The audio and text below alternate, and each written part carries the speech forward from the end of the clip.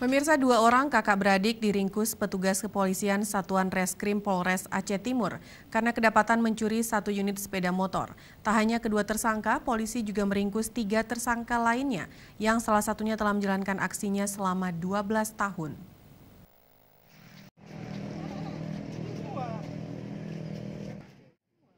Petugas kepolisian dari Satuan Reskrim Polres Aceh Timur berhasil menggelandang 5 tersangka yang diduga karena melakukan pencurian 7 unit sepeda motor yang dicuri dari tempat acara pesta perkawinan dan perkantoran.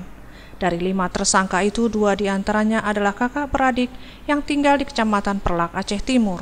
Sedangkan 1 pelakunya lagi sudah 12 tahun melakukan aksinya. Dari hasil pencurian tersebut, polisi berhasil menyita 7 unit sepeda motor serta 2 kunci letter T yang sering digunakan pencuri untuk membawa kabur sepeda motor.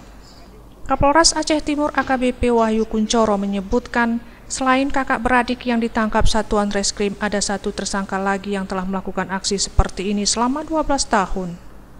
Kapolres menghimbau kepada masyarakat agar pemilik kendaraan yang merasa kehilangan sepeda motornya untuk segera melaporkan dengan membawa BPKB dan STNK kepada pihak kepolisian Aceh Timur.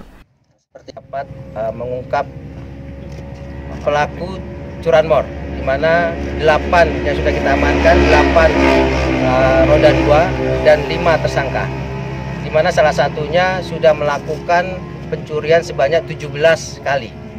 Ini juga ada yang pelakunya, dan di antara 5 orang ini ada yang kakak beradik.